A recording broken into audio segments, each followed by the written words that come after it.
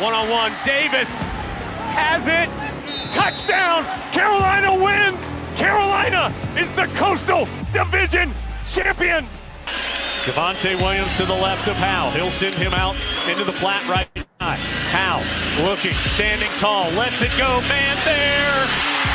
Touchdown! Touchdown, Carolina! The pistol, Jackson behind him. Hands off to Jackson, he tried a jump pass, and it's intercepted! Surratt intercepts it! Holy cow, Carolina's gonna win!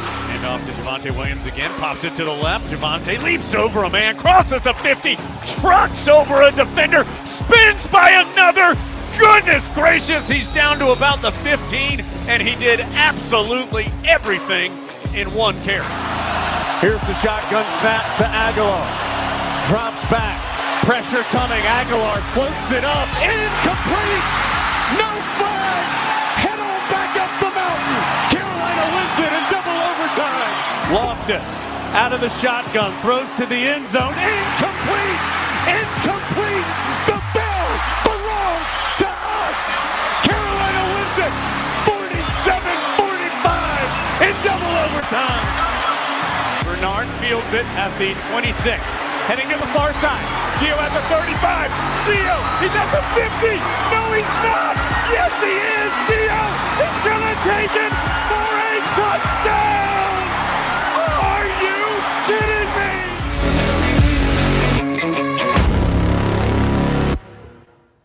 me? What's going on, guys? Anthony Pagnotta, Josh Marlowe here with you on a Thursday night. This is the night that we normally like to do the previews on the podcast, and we are back at it here on a Thursday night. A sharply dressed Josh Marlowe as well after a lovely rehearsal dinner that he left early with his family because this podcast is more important. So, we've got everything that you need to know going into the matchup against James Madison. We'll tell you all about the Dukes and what we expect from them in this matchup. We also have plenty of storylines from the Tar Heels that we have to talk about. And then, of course, we'll give you the keys to the game and predictions for Saturday's game. But first of all, Carolina looking to get to 4-0 for a second straight season for the first time since they did so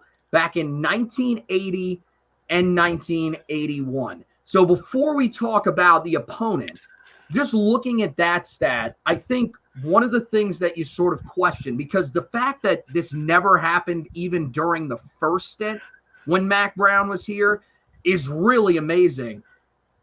Do you think that there is any chance that the pressure of trying to get to 4-0 and doing something that hasn't been done since Dick Crum was the head coach at Carolina, do you think that will have any effect on this game for the Tar Heels going in? Yeah, I mean, I certainly hope not, right? You look at that stat, it is mind-boggling that it's been over 40-something years since they've done it. Back-to-back years, that is. But I think one thing is that generally Carolina has played a tough opponent in the first four games. We've seen them play in plenty of marquee openers. They play in the Chick-fil-A kickoff game. They've had, games with South Carolina and the like just in our lifetime. You go back to Mac Brown's his first time here. Carolina was playing the USCs of the world and some big-time programs to open up the first month or so of the season. So there's a reason why it hasn't happened. But, look, pressure is a privilege. And at some point you would like to see this program embrace the pressure and overcome the pressure as opposed to succumbing to it and falling short of whatever the goal is for that season. So hopefully it's not an issue because, if Carolina were to lose Saturday, and James Madison is a quality program. They've got good culture. They've got winning pedigree. It would be a disappointing result, though, for Carolina. And hopefully they're not thinking about history on Saturday. They're thinking about executing and winning a ball game and taking that next step to 4-0. Yeah, and look, if they are not careful, they will be caught by this James Madison team because pretty much everybody in the country has them on upset alert. After what we saw last week, I think a lot of people feel like this is a team that's primed to be upset So that can go one of two ways. Either Carolina can play into that and struggle this entire, throughout the entire game and then leave it up to chance in the fourth quarter, or Carolina can use that as motivation, let it be a chip on the shoulder, and use it as fuel to really put a beat down on a James Madison team that, isn't nearly as good as it's been in the past. Now, look, Carolina all time against James Madison, they've been pretty successful. They're 3-0. All of them have come since 2007, which, Butch Davis was the first to ever schedule them. Carolina then hosted them again in the opener in 2011, the lone season under Everett Withers. And then the most recent matchup was back in 2016 when Carolina hosted them and won 56-28. But this is the first time they'll face James Madison as an FBS program. And this is a team that comes off an incredibly successful year a year ago. And look, this year, they've started out 2-0. Now, there is one key difference. Kirk Cignetti is not the head coach anymore. He is now at Indiana and is off to a great start there after he took this program to heights that some people probably never even imagined they would get to so quickly at the FBS level. But now the guy who takes over for him, Bob Chesney, is a guy who did some amazing things at Holy Cross, a school that you wouldn't think would have a lot of success, especially with the conference that they play in. But he did a tremendous job there, and he's off to a solid start here. Now, the opponents that they faced out of the gate, one, Carolina's very familiar with. They beat Charlotte 30-7, arguably a better performance than Carolina put together against them. And then they beat Gardner-Webb. Now, that one was a much closer affair and really came down to the end. Gardner-Webb, a team that nearly beat Charlotte, but they only won 13-6 in the matchup with Gardner-Webb. So this is a team that is off to a weird start to the season. They're not the greatest offensive team, which was where they really made their hay last season. This year, 21.5 points per game in the first two, 349 yards of total offense, 177 through the air, 172 on the ground. The rushing numbers, pretty solid. They have two backs that they like to use. One of them you should be very familiar with in George Pettaway, a former Tar Heel running back that, it was looking to make a name for himself. And he seems to have found his spot there. He's averaging 6.3 yards per carry. He splits time in the backfield with Ayo Adai, a guy that comes from North Texas. 20 carries, 40 yards, and a touchdown so far this year. So struggling to really put together any sort of production out of the gate. But then you have the mobility of quarterback Alonzo Barnett III. That's going to be the key thing for Carolina in this matchup, because we saw last week the mobility of the quarterback was a factor. Carolina did a much better job than they've done in years past against a dual threat quarterback. I mean, even you go back to last year's matchup with Campbell, they did a good job of containing a guy in Hajj Malik Williams, who was a pretty productive runner. So we'll see what Carolina can do in this matchup against a tougher opponent. But this running game is certainly a threat. In the passing game, Barnett hasn't been nearly as productive, just 354 yards through 2 games, 2 touchdowns, 1 interception. Now his yards per completion are really good, 14.8. So this is a group that's going to look to be explosive when they have the football. So for Carolina, this is going to test this group, especially a secondary that has really struggled at times early on in this season. Yeah, we're going to learn a lot about Carolina defensively. Even though the numbers may not blow you out of the water, and you want to question, well, why isn't James Madison as good as they've been offensively in years past? Watch Indiana play, and that's the reason why, because their coach and pretty much all their players are now playing football up in Bloomington. But there's talent and there's potential for this offense to make big plays, and that's something Carolina talked about all year going into the season, was limiting the explosives. And they've done a good job of that outside of the Charlotte game, where they gave up, I think, 7 plays of 25 yards or more in that contest. If that happens in this game, not only is this game going to be close entering the fourth quarter, you're probably going to be playing a full 60-minute ball game. And so, and I don't think that's would be a poor reflection on Carolina, but I don't think we want to be in that situation at home against a group of 5 opponents. So, you need players to step up. You need to be disciplined. This is a game where multiple offsides penalties could cost you. And so it's going to take an effort. I'm not going to say quite like what you did at Minnesota, but it has to be maybe the most complete effort we've seen at home so far this year, to not give a team that's not going to be intimidated of your environment. You don't want to give them any more hope and belief that they can come into your building and beat you. And so Carolina's got to be sound. They're going to be disciplined. They're going to have to communicate well, tackle well, and execute the game plan. Because if not, this James Madison offense is more than capable of exploiting their weaknesses. Yeah, and look, that is a concern. There's no doubt about that. The bigger concern is probably what James Madison is defensively. 6.5 points allowed so far this season per game, 296.5 yards of total offense per game, 176.5 through the air, 120 of those on the ground. This is a group that, even with everything that they lost, and they lost a lot. I mean, you're talking about a group that lost maybe one of the better defensive linemen in the entire country, a guy that could eventually be pretty high on a lot of draft boards once we get towards draft time. And James Carpenter, he ended up leaving.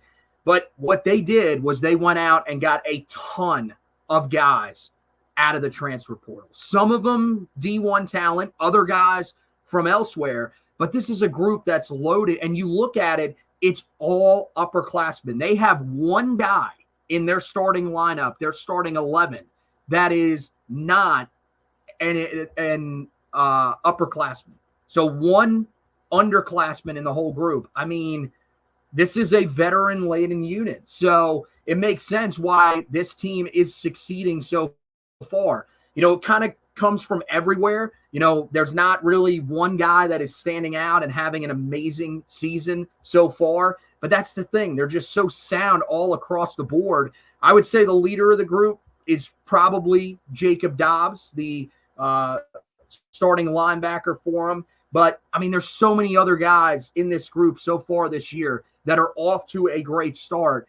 And I think Carolina's got to be ready for it because their offense comes in struggling already. And when you're going up against a group like this, and I get it, Charlotte's offense, certainly not the greatest that James Madison will face. And you have an FCS offense in Gardner-Webb, but still, I think it's all about the mindset of this defense coming in, facing Carolina. They're going to be feeling like they have done something pretty positive out of the gate. And so Carolina's offense, which is struggling right now, needs to be able to counteract that. Yeah, you're facing a group that is experienced. They play within the system. They don't make many mistakes. And they've made it hard in the first 2 games for opponents to move the ball up and down the field against them, which is why we were hoping at this point maybe Carolina had a better identity on offense. They had an answer at quarterback. That right now does not appear to be the case. And so this is going to be a game where Carolina is going to lean on Amari and Hampton, but you're going to need some other guys to step up and make plays. I don't think this is a game where Hampton runs for 200-plus yards and 3 touchdowns like he did last week. If he did, we're going to really start having that conversation about him being the best running back in the country, something we kind of had during parts of last year and going into this year. So, this is a defense that's going to pose a challenge for Carolina. And it's a great chance for if Mac Brown wants to play 2 quarterbacks for him to learn a lot about what he has in both Jacoby Criswell and Connor Harrell. But on the flip side, this can't be an offense that starts slow and try to find itself in the second half like it did last week against North Carolina Central. They've got to be efficient early and often, moving the football and getting points, because the last thing I think this team wants to find itself in is in a low-scoring affair, something we haven't seen this team play a whole lot of the last 5 years. Yeah, no, you're right about that. I think that's probably the last thing that they want, which is sort of similar to what we saw last week. So, I mean, for Carolina, I mean, against a much tougher opponent, yeah, you need to take last week, learn from it offensively. I think having a guy like Amari Hampton in the backfield is great, but you're going up against a defense that has done a decent job stopping the run. Now, 120 against, the opponents that you've faced so far, a struggling Charlotte run game. And then they actually gave up a decent amount of yards on the ground to Gardner Webb. That could be the area that Carolina can attack with this defense. But yeah, they've got to find a way to be able to move that ball consistently. You look at the special teams units for James Madison, and man, I mean, they have one of the best punters in the country, at least so far early in the season. Ryan Hansen averaging 48.6 yards per punt on his 5 punts. That's absolutely outstanding. Meanwhile, the kicker spot, although there was a battle heading into the season, no Rules has taken that position. Now, he did miss an extra point in one of the games and is 3 of 4 on field goals. So that could be a little bit of an area of weakness. Nobody's going to be shocked, especially after what we saw him do at Carolina. George Pettaway is the return man, and we know he is always dangerous. So Carolina, who has done a good job so far at covering kicks to start the season, they have to be aware of that heading into this matchup. And, in terms of the punt returner, he does not handle that role, but Wayne Knight is the guy that will be handling that. Pretty solid numbers, at least to start out the season. So that's the look at James Madison. Let's we'll jump right into that Tar Heel offense that we talked about when we were previewing James Madison's defense. And I think the most important storyline for Carolina going in, really none of the other ones matter all that much, but there are still some other ones we'll talk about. Everything goes off of what Carolina does at quarterback, because to me, I get it. Mac Brown still doesn't know which one of these guys he wants to lead the team moving forward. I think you should at least have a lean based off of what we saw last week, but apparently he doesn't. He says that the quarterback split reps during practice this week and that he is going to roll with both of them at quarterback in this game. I think this is very similar to the conversation that we had before the first game of the season.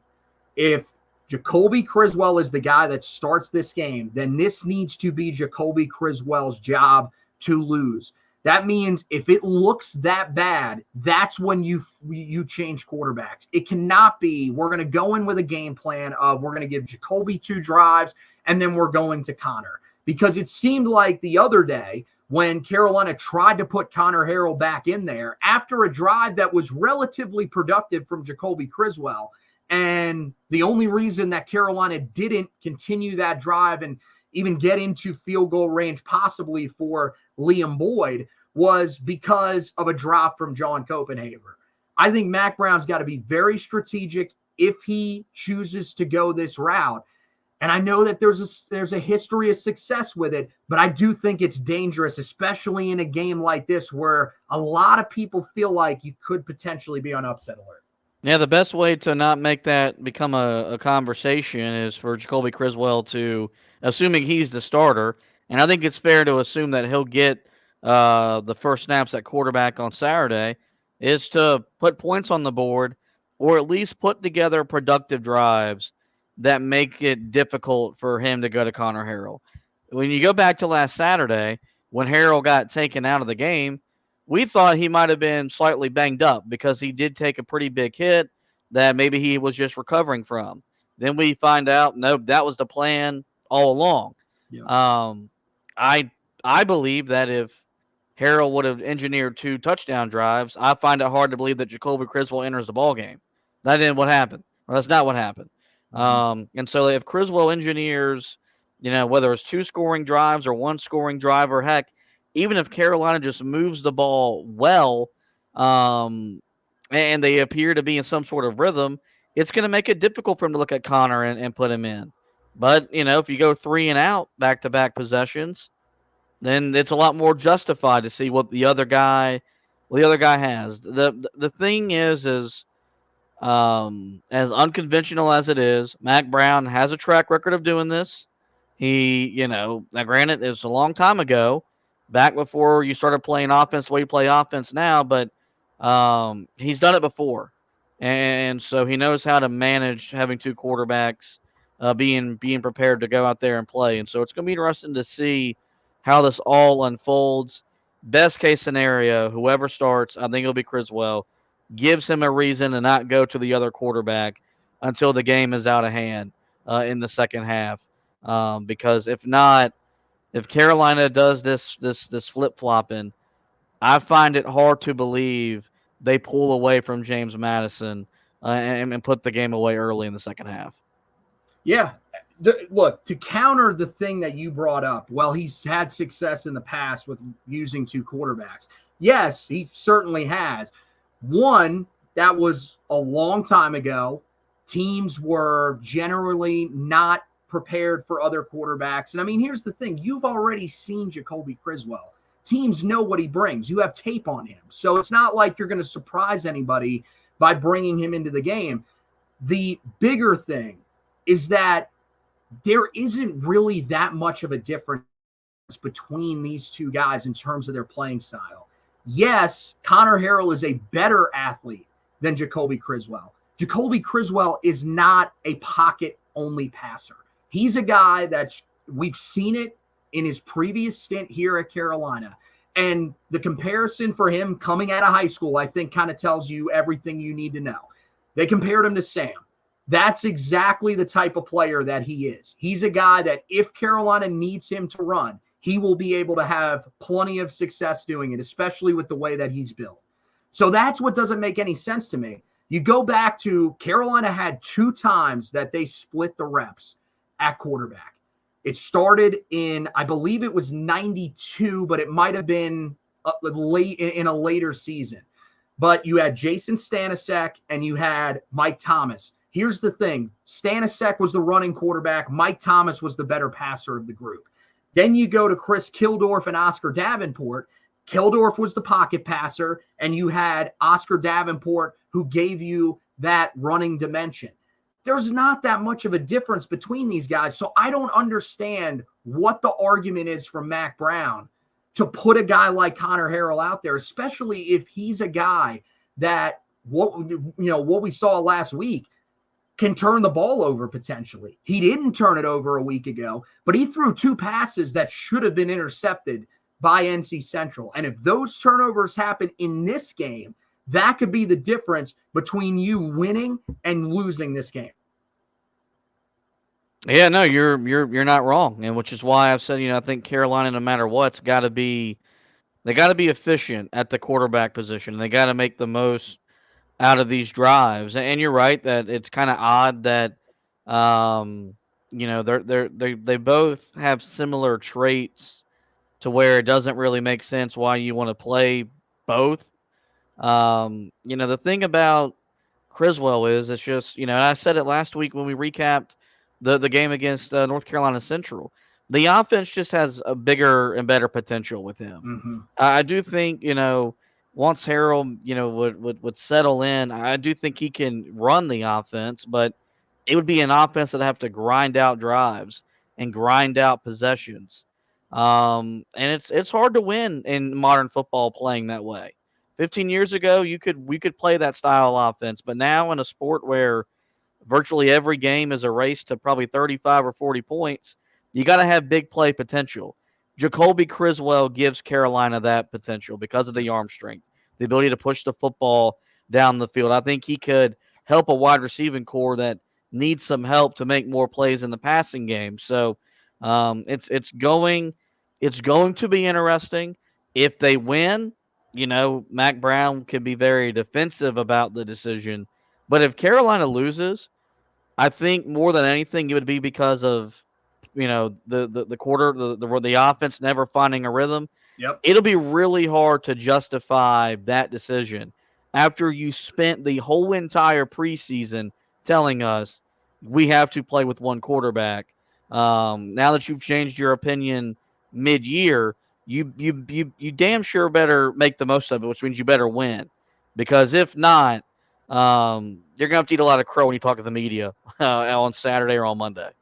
Yeah, the biggest thing I'd like to see from Jacoby Criswell right out of the gate, dude, hit one of those deep passes down the field, because Connor Harrell just doesn't have that type of arm strength. You hit a big play like that, that will show this staff this is the guy, because the other guy in this room doesn't have that ability. And that's what I'm hoping to see, because, yeah, he was more comfortable. He gave you that intermediate passing game, which you sorely needed. And so we'll see. I hope Mac Brown makes the right decision, but I'm not sure. I think he is kind of determined to see if he can make two quarterbacks work. Now, the thing is even if they do run two quarterbacks, this wide receiver room has to start stepping up, because last week you saw it, the tight ends really carried this team, and that's fine. If that's a plan for Carolina in certain games this year, that's great. But there are going to be teams that are going to have athletic enough linebackers, strong enough safeties, where they're going to be able to take those guys away. So this wide receiver room, which has been one of the best units on this team since Mac Brown returned. 5 straight years, Lonnie Galloway has put a receiver in the NFL. This group, I don't think it's that there's a lack of talent. I think for certain guys, there's a lack of consistency. J.J. Jones, who has really struggled with the drops. But I think you're just hoping that someone from this group, at this point, I said last week, can you get 2? Can you get 1? Can someone step up from that group and become a go-to target for whichever one of these quarterbacks ends up emerging? Because if you do, I think that can help take this offense to a level that we have not seen it at so far early in this season. Yeah, no, you're definitely right. I think the thing about this that's caught us off guard is that I don't think we expected this. I mean, we look at the wide receiver room, you look at the way that they've recruited that position, and really just the way that wide receivers have produced in this offense since Mac Brown came back under the coordinators. I think we just expected it to kind of pick up where you left off. Part of it yeah, you don't have a NFL caliber quarterback no longer running your offense. I also think, and I wish we could see the all 22 footage. I wonder how many plays maybe have been there to be made in the passing game if you would have had better pass protection, if you would have had Jacoby Criswell starting all the way back to the Minnesota game, just because his arm talent is better than Max Johnson's or Connor Harrell's. I also do think that Chip Lindsey's play calling could do them a better job, maybe work some more shorter and intermediate routes, just get the football in their hands and let them make something happen, as opposed to maybe always trying to force something 15 yards or more down the field. On the flip side, look, yes, we need more production from the wide receiver room. You saw last week with what Jacoby Criswell was able to do with John Copenhaver. We know how big of a target Bryson Nesbitt is and how difficult of a matchup he is. Carolina needs to utilize their tight ends in their passing game to help the wide receivers.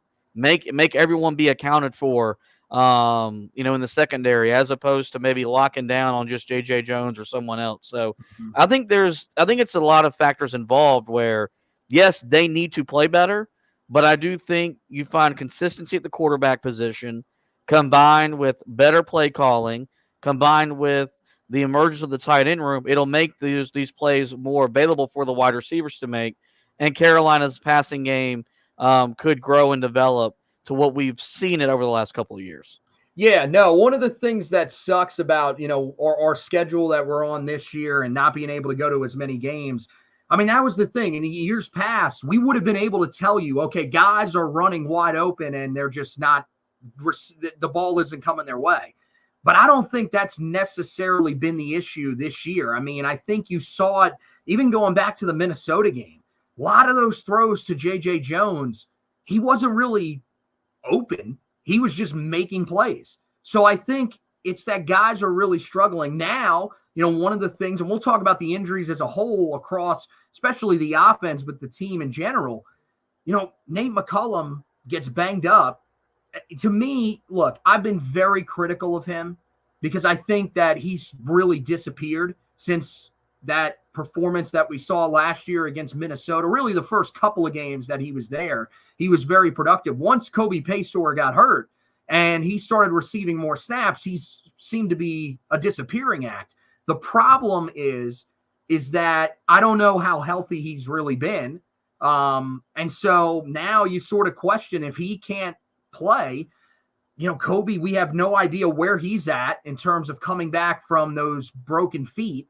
Hopefully he's, starting to get close to 100%, but I don't believe that he's 100% back from last year. How could you be after suffering 2 terrible injuries like that in the span of, 3 months? So, I mean, I think that there are guys in this room that you can be confident in. I'm, willing to give, especially a guy like Christian Hamilton, a little more time to sort of develop.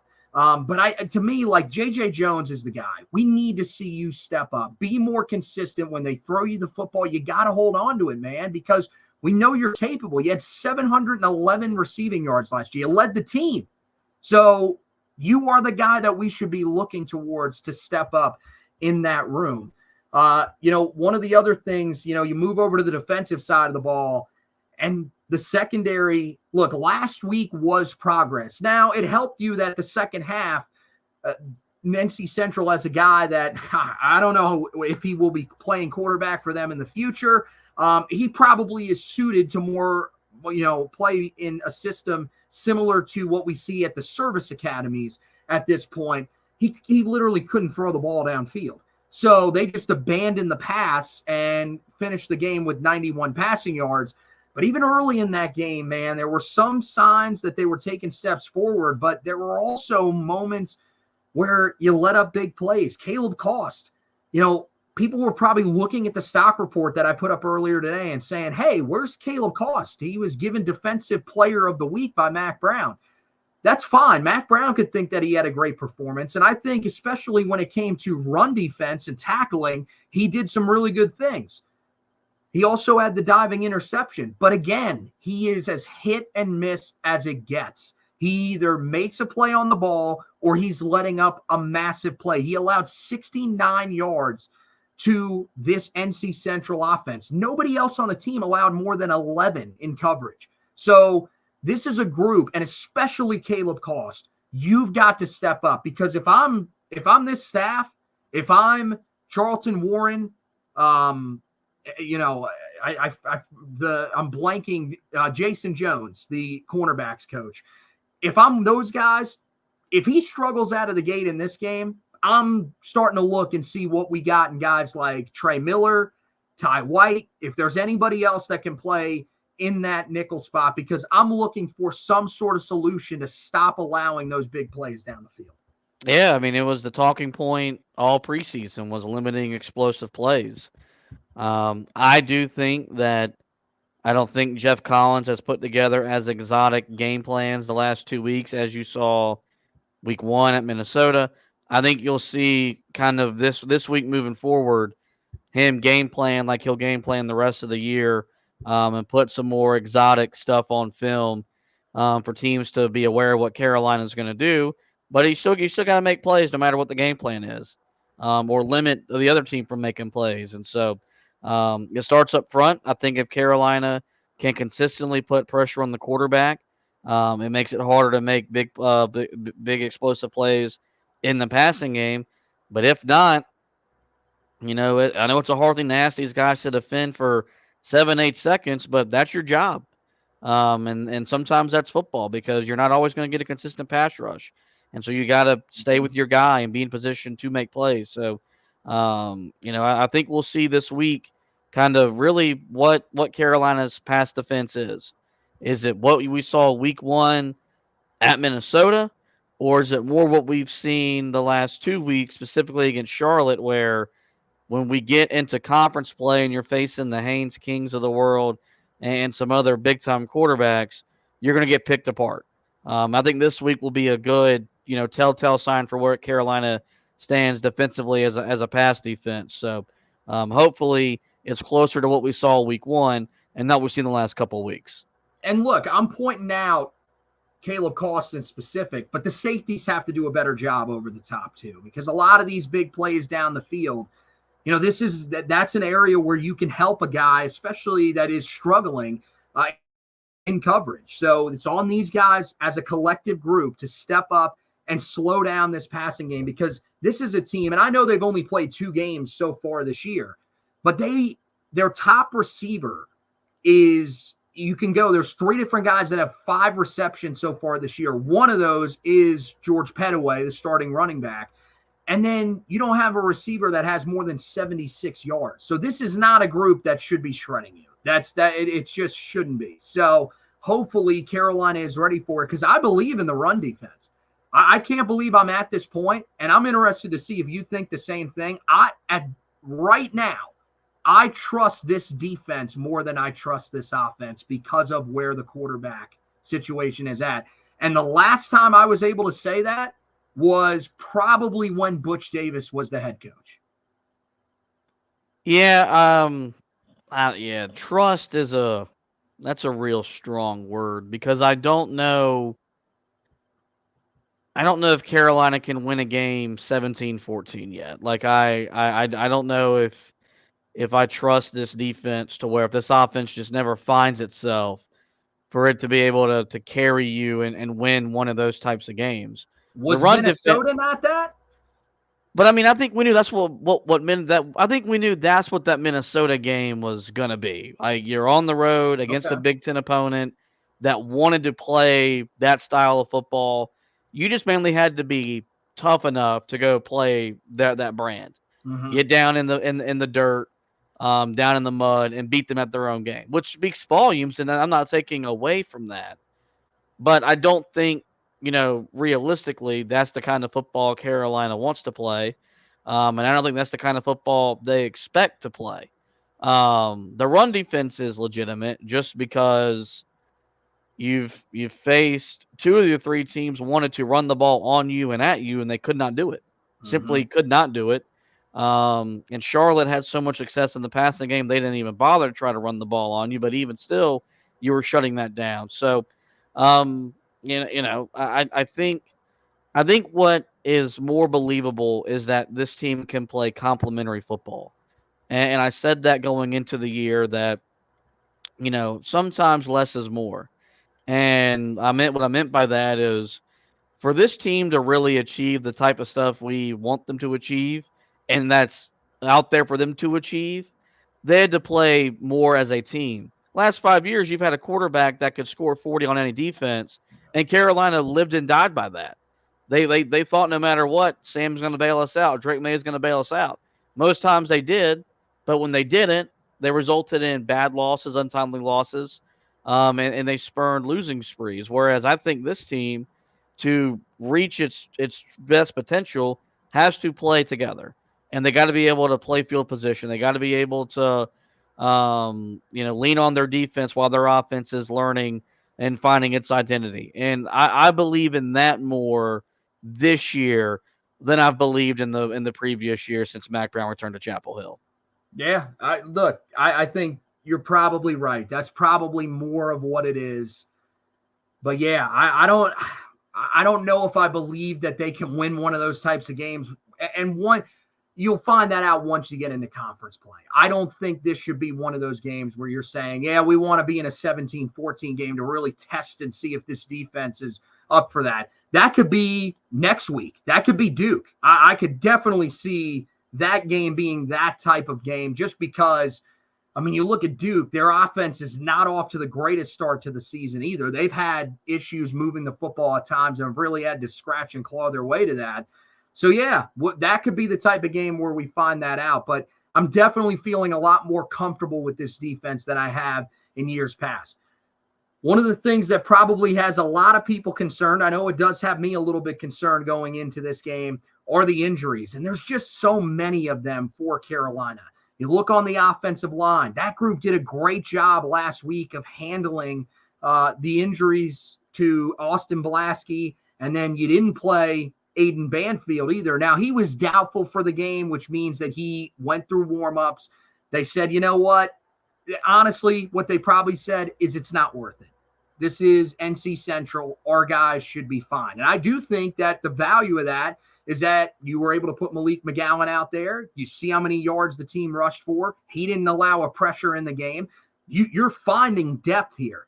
So that unit, I think most people probably aren't that concerned with. I think it's when you look at an injury to a guy like Nate McCullum in a room that's struggling. Kamen Rucker still being out for this game. I think those are the types of injuries that you're looking at, and you're probably wondering, how exactly does this affect what Carolina is going to do in this game? Because I think, especially in that wide receiver room, you would like to have as many guys there to try to throw all those dudes at the wall and see who sticks.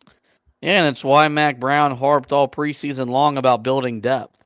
This is a game of attrition, and the teams that win a lot of games handle it the best because they've got the depth that you need in today's college football, where you play 12 regular season games, 13 if you play for a conference championship, and if you make the playoff, you could play up to 17, 18 games.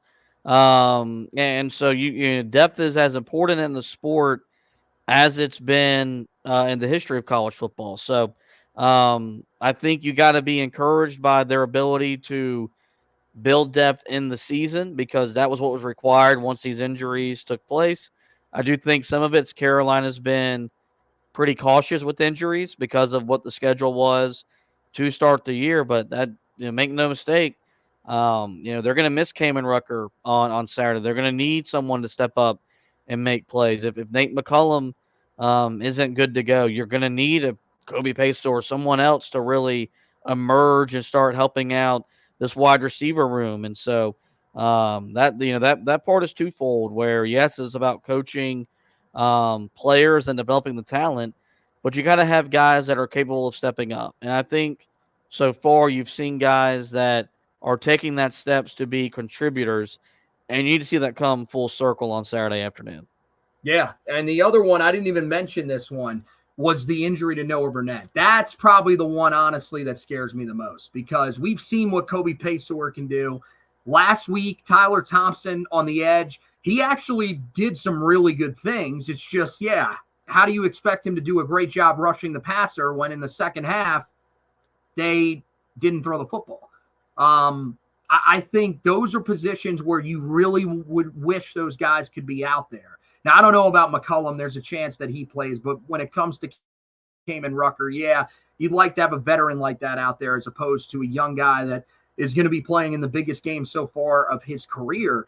But Noah Burnett is the one that really scares me, because this could be one of those games where, a field goal here and there could be important.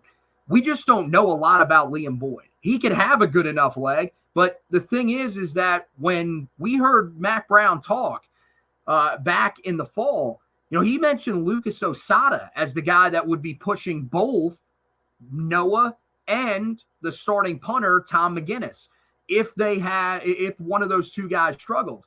Now you got Liam Boyd, who's handled kickoffs for the team, but in terms of handling field goals, that could be a lot to ask from him. He hit one in the game the other day, but it was a short field goal.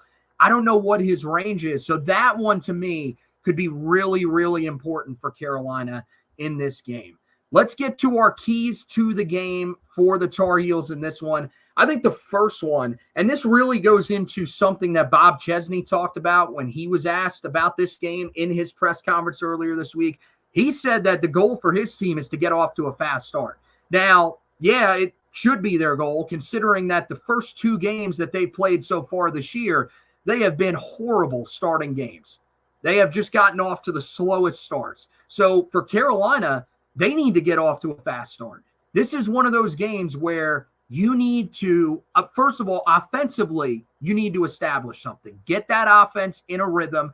I got to be honest. This might be one of those games where you take the ball first if you win the coin toss, and let's get this offense going and get them in a rhythm. Because I think that's one of the most important things for you to do in this game. Now, it all starts for me with the running game. That's the thing that you have to start with no matter which quarterback is in there.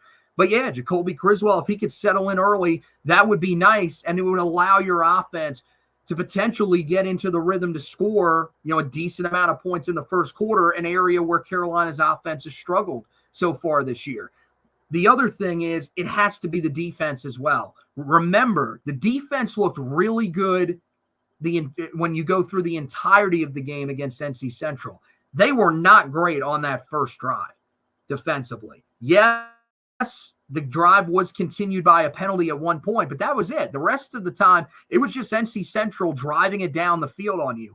Carolina's got to get off to a fast start because you don't want to give James Madison confidence right out of the gate, because when you give a team like this confidence, that's what could put you in a game that's closer than you want it to be. Yeah, look, I think the thing Carolina needs to do is the fast start does a lot of things. It puts, pressure on the underdog to make it and keep it a game. You get the crowd energized and you get to play behind the crowd. That could uplift an offense that's struggled so far. It could energize a defense that's going to be without Kamen Rucker, your best pass rusher. It goes in. It plays a factor in the game. And the biggest thing is that the longer that the game is close, the more confident the opponent gets. And there's no pressure on James Madison to win this game.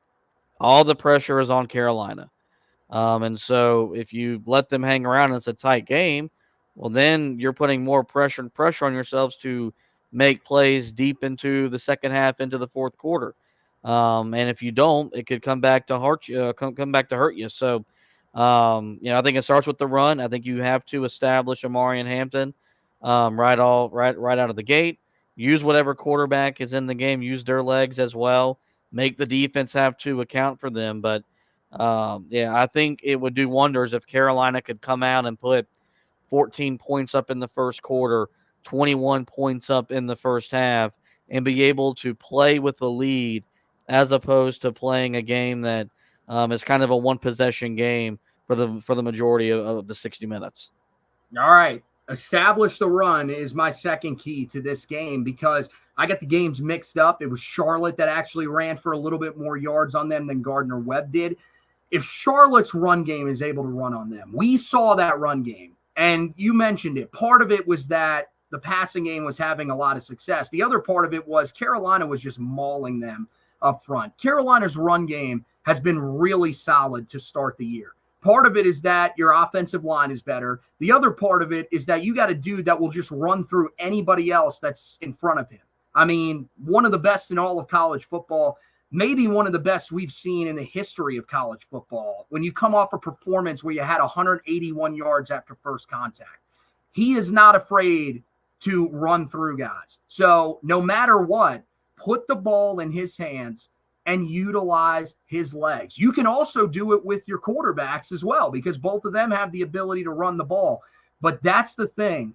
You need to demoralize this team early in this game by running the football. And if you run it well early on, it's only going to help you later on in the game. It's the strength of this offense. Use it in this game to make sure that this is not a close game late. Yeah, what Carolina's been able to do in every game so far is wear down the opponent up front. And those 4-yard runs in the first half are 8 to 12-yard runs in the second half that lead to home run and house calls for Hampton, Davian Gauss, whoever happens to be in the ball game. And so, look, it's the identity of this offense. It's the strength of this offense. You've got an All-American running back in your backfield. You need to feature him. Also, if you can establish the run, you can set up the play action pass and really be able to push the football down the field and maybe create more explosive plays in the passing game. I said it last year with Chip Lindsey. This is a run-first offense. It's even more so with how Carolina is built this year as an offense. So they need to establish the run. They need to stick to the run, wear down James Madison, because I think if they do that, it'll open up big plays both in the run and the passing game and help this offense kind of take its next step as a unit. My third key is a thing that people are probably sitting at home and wondering, how have you not gotten to this just yet? it's discipline. This team needs to be disciplined in this game against James Madison because we saw it a week ago what penalties can do. It will keep teams around. And this is a team where if you keep this group around, there's a good chance that they could beat you because they are not a highly penalized team. Bob Chesney is a guy that demands excellence from his guys, just like we hope Mac Brown is doing from his guys. This needs to be a week, especially coming off of last week. This staff hopefully followed through on what they said in the offseason they were doing to guys to try to iron out this issue with penalties. If they did, this better be a game where this group responds. And I swear to God, if this team has 5 more offsides penalties, I will slam my head through the television. Yeah, this is all about really these coaches being men of their word, and if you commit penalties, you're going to get penalized, which means your ass is going to sit on the bench. If not, and that's where it starts. And then the next step is you get benched, and then you literally find an area on the sidelines, or you send them to the practice facility, and you make them run till they throw up. Like, because at this point, there's no excuse. We've dealt with this same issue for now going on 6 years. And yes, it's the players committing the penalties at the college level, man.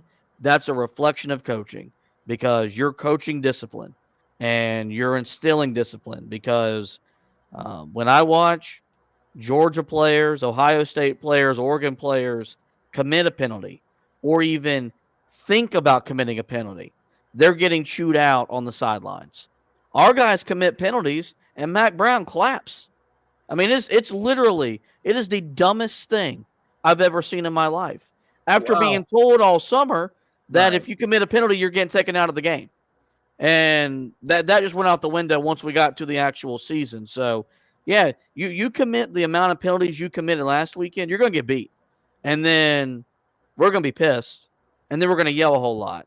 And probably say things we don't mean. But in the heat of the moment, we're going to be yelling. I don't want to yell. So don't commit penalties and do what you're supposed to do at home against a group of 5 opponent. Because if not, like if Carolina gets beat because they get out executed, outplayed, man, that's one thing. You get beat because you commit 15 penalties at home. That's a whole different can of worms that Mac Brown's got to answer to. And I don't think he wants to answer to that. So I'm with you. If we see the same level of undisciplined football that we saw last week, there's going to have to be a lot accounted for on Monday because at that point, there would be no hope in this staff being able to instill discipline in these players. I mean, if they commit that many penalties and that's the reason they lose the game, that's the whole podcast. Like, we're literally not talking about anything else. Jacoby Criswell could throw for 600 yards and they still find a way to lose. And that will be the only thing that we will talk about. Like, it just cannot happen. And look, I don't know. I mean, you channeled the spirit of former coach Bill Dooley, possibly, with running them during the game or whatever, running them until they puke.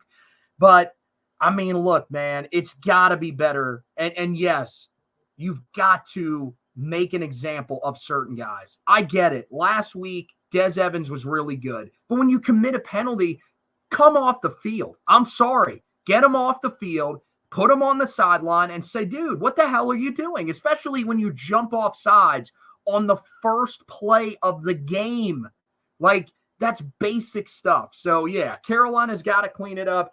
I'm going to be confident that they clean it up at least somewhat, because if you can at least do that, it gives you a better chance. I'm not crazy and think it's going to be like week 1 where you only committed 3. But can you get me to somewhere near where you did against Charlotte? Maybe even one less, like 7? That would be appreciated. All right, let's get to our predictions for the game. I don't know. Let's see how confident you are.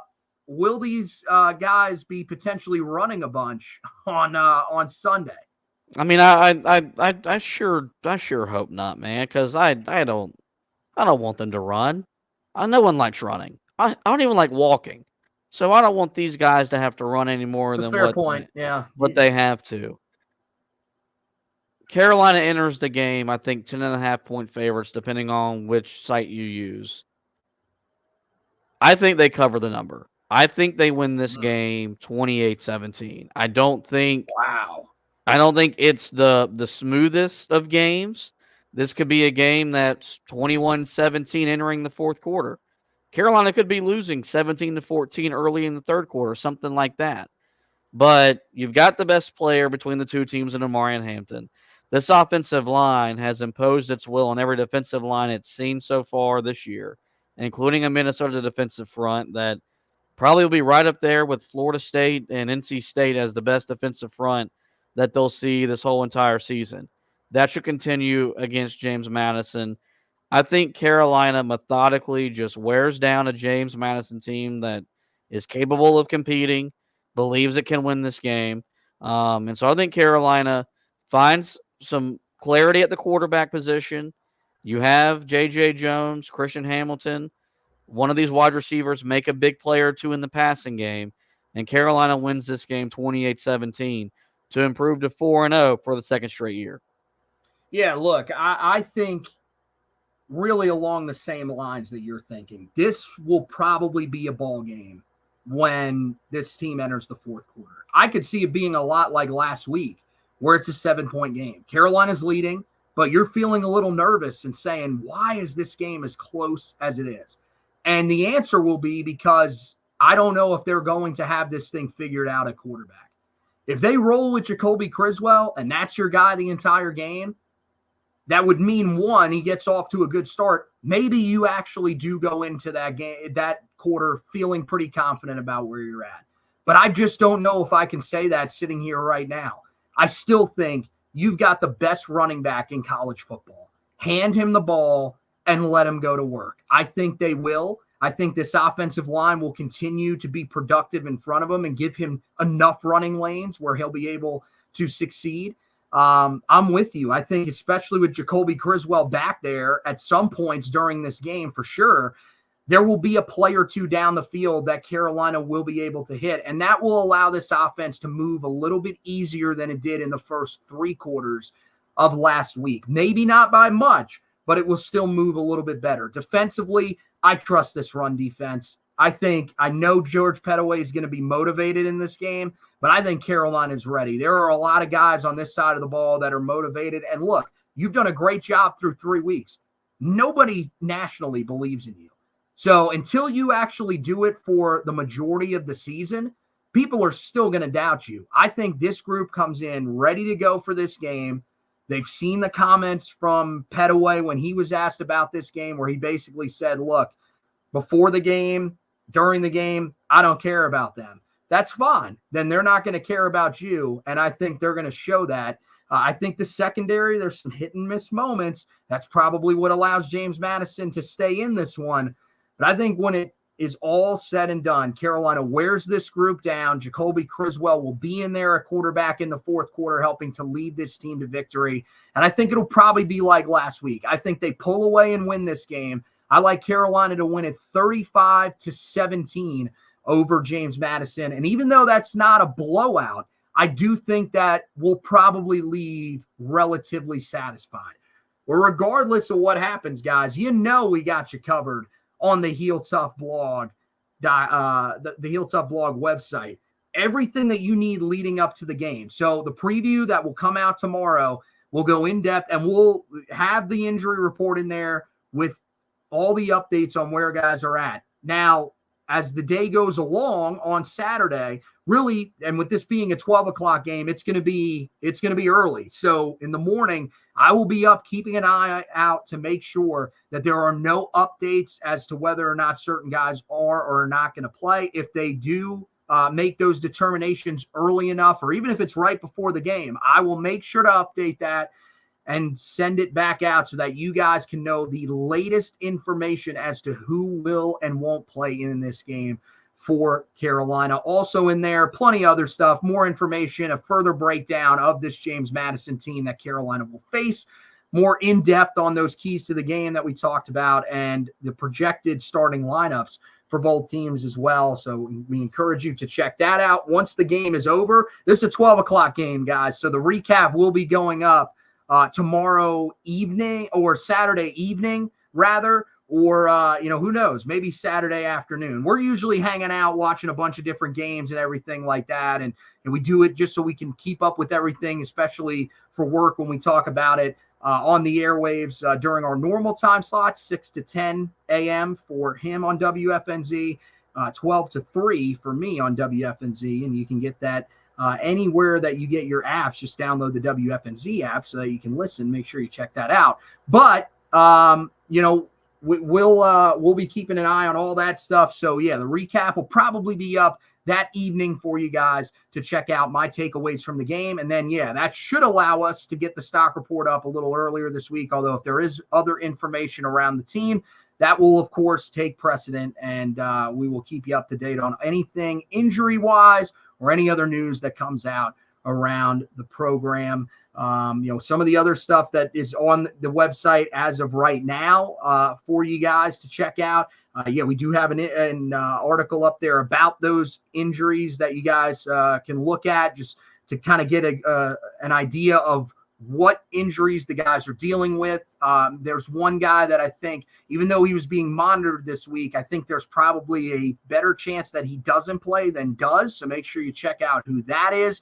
There's also an article up there about Randy Clements, the offensive line coach who Carolina is hoping to have back this week after he had to undergo a digestive tract infection surgery, a small procedure, just to get that corrected. So read all about that on the website. And then in terms of the basketball side of things, we got a huge weekend coming up for Carolina. The number one recruit in the country in the 2025 class, AJ DeBatanza, is going to be on campus. So make sure that you are keeping an eye out on the website for any updates around his visit and anything else that should come out. So that's going to wrap it up for tonight's edition of the podcast. I want to thank Josh for hosting with me. As always, want to thank you guys for watching and listening.